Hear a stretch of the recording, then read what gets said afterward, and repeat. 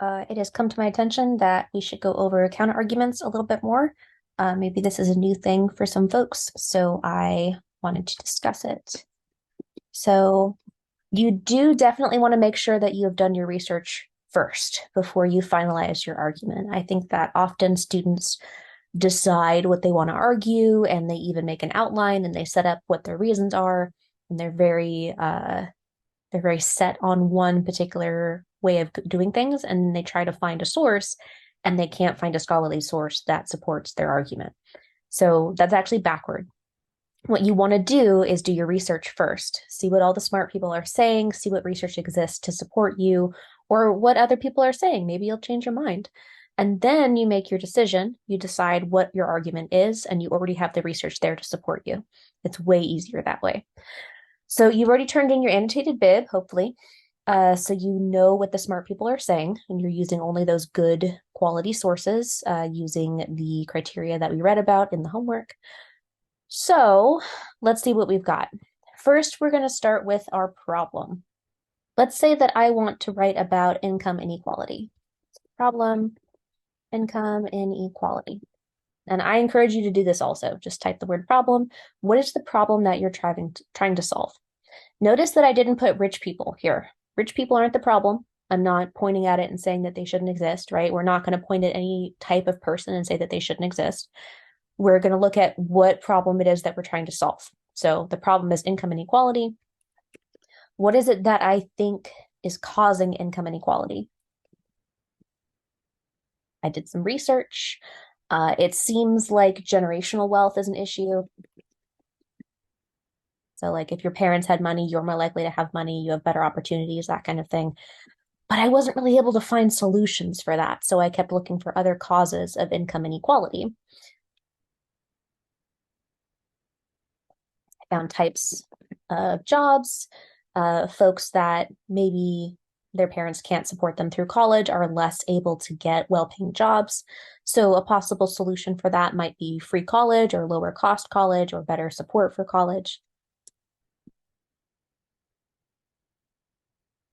One other thing I found was financial knowledge. So people who grow up with money are know more about managing money, how to invest, how to get those tax breaks, all that good stuff. Whereas people that grow up in poverty, like me, are not taught those kinds of things. And then we find out later, like, what's investing? I don't know what that is. And we have to figure that out on our own later. I don't know about y'all, but I was not taught about how to get a good credit score or how to pay taxes or how to get tax breaks or even like how to avoid predatory student loans. I wasn't taught any of that when I was in high school. So I care about this one. So I'm wondering if maybe I could use that as my solution. So I'm going to put that here. I want better financial education for everybody. Let's think about who could provide. Let's public schools. And this is not who has the power over the problem, but who has the power to make your solution happen. So I'm going to go with public schools. That's what I want to change. Okay. My argument, public schools should implement comprehensive financial education.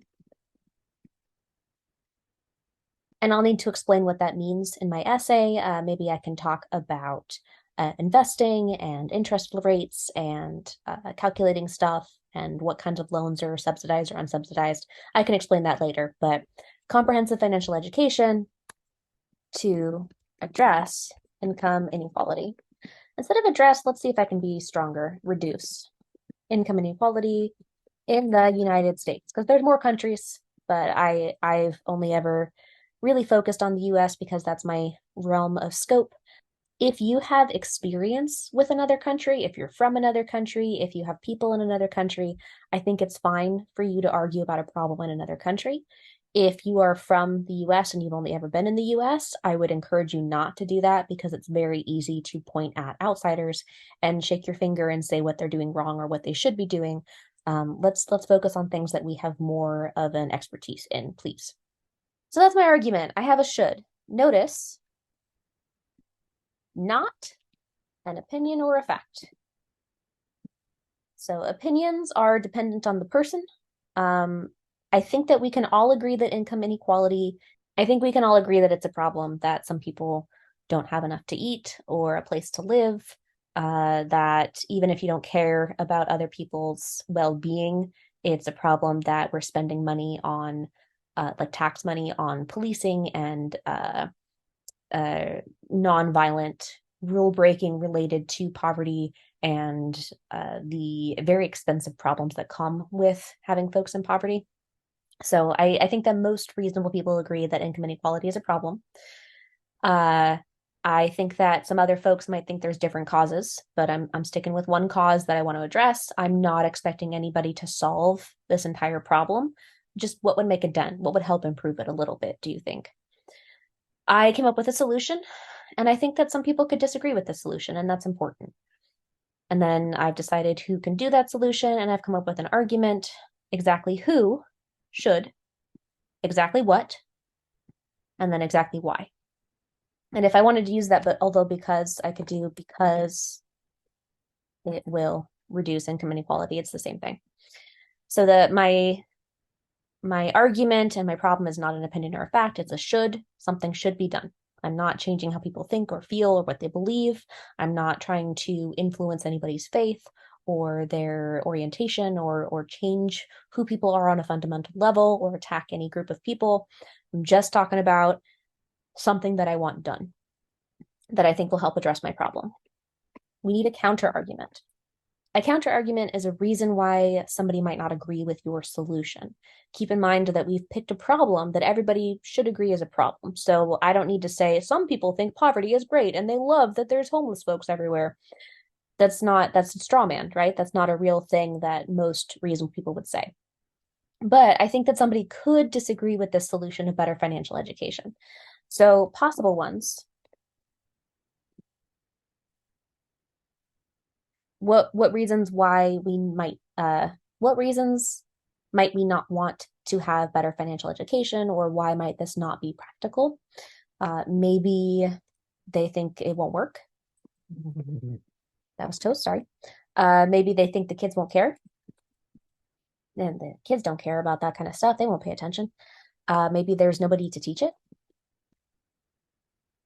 I'm not sure. I'd have to do some research about credentialing and what kind of certification you'd need for that sort of thing. Maybe there's just not enough time. I know they're trying to cram a whole bunch of that Common Core in for the standardized testing, and it's hard for them to find time for one more thing, right? I kind of like that idea. Let's go with that. I'm gonna pick that one, and I'm gonna go back up and highlight this just to indicate that that's the choice that I picked out of the possibles. So here's my possible counters. So then the counter argument I chose is that there's not enough time. So now I want to reflect that in my thesis. Though counter argument, exactly who should do exactly what us solve problem. So although educators already find it difficult to make time for the existing curriculum, existing public school curriculum, thinking too many things.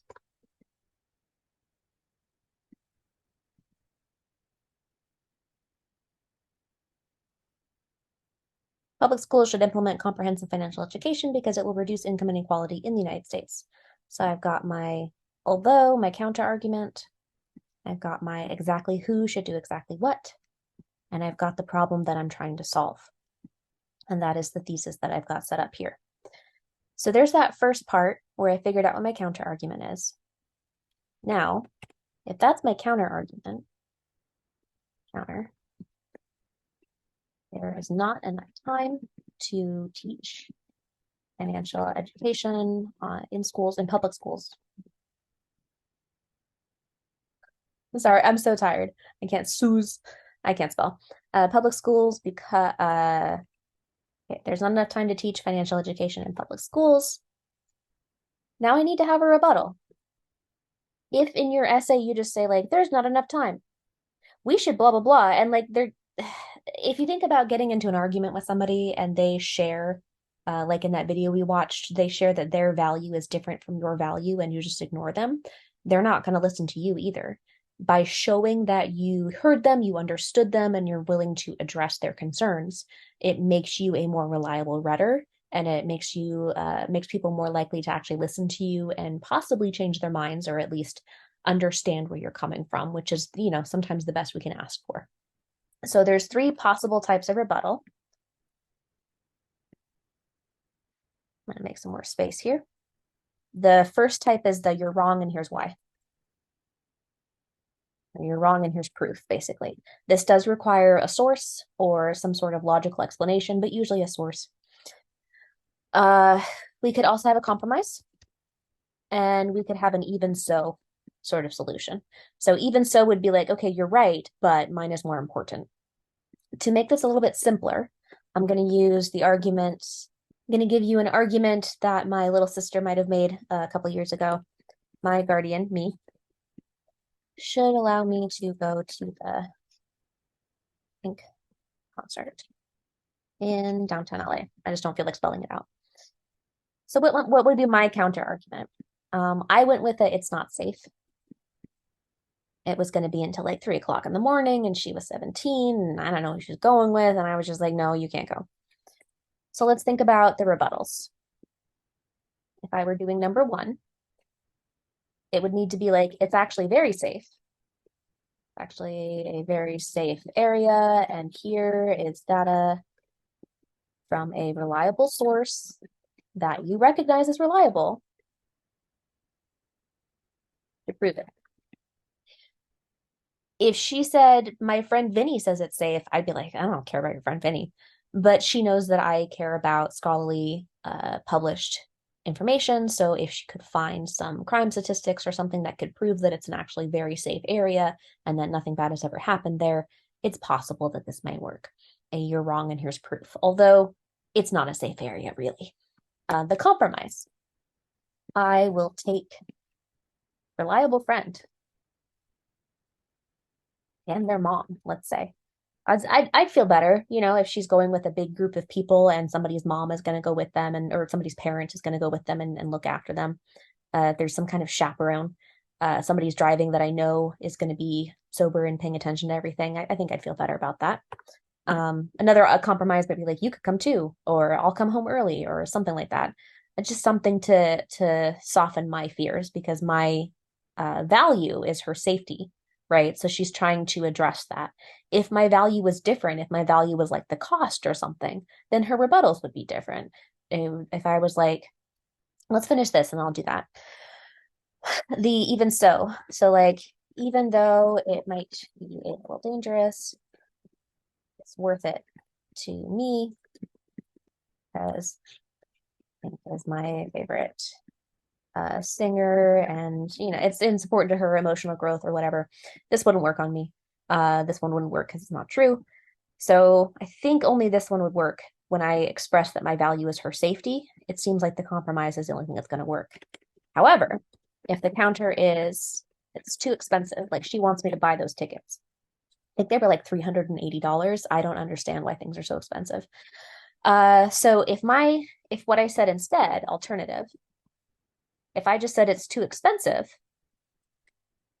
she would need to have the different rebuttals, right? If she just said it's actually very safe, I'd be like, excuse me, that has nothing to do with my value. That has nothing to do with my concern.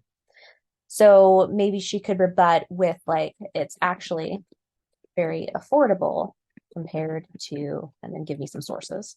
Like, oh, it should actually be $1,000 because of blah, blah, blah. I'd be like, well, it's expensive for me, so whatever. Compromise.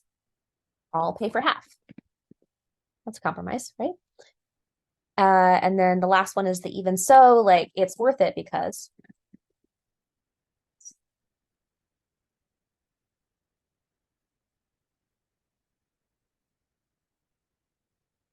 All right, I'm a softie. This might, I don't know. Sometimes I can be swayed by this kind of thing.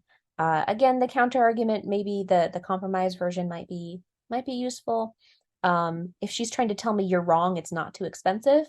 My version of too expensive is different than her version of too expensive, and so she's not addressing my value. She's kind of just running over my value. So this I don't think would work on me. So we've talked about some samples down there. Let's go back up to our actual argument, right? Because we're not arguing about um, wanting to go to a concert. We're arguing about somebody should do something important. So if they say there's not enough time to teach financial education in public schools, you're wrong, and here's proof. We could take out X to make room. Here is proof they're actually wasting time. I don't think that's true. I don't think you could prove that. Taking out X, I mean, if we got rid of standardized testing, maybe that would make time for it. I don't know. Compromise. Make it optional. Okay, the kids don't have to go, but it'll be like a 0 period. And if they're interested, they can come. And then the even so, it's worth it to make time because better will really help the income inequality issue. And you'd have to support that with proof. And what kind of proof? I mean, obviously, we don't have better education to prove that it does help with income inequality, but maybe like possible proof could be in another country, like a case study of a school that tried this and saw what happened. Could be like expert opinion. This expert in finances thinks that just better education will help. So that kind of thing. These are not the only options, but those are the kinds of things that we could think of. So, what I think would be a really good idea is if you figured out your full thesis with an although and a because, and if you were ready with a rebuttal for the counter argument, and you really only need one rebuttal. I'm just showing you different ways to approach that.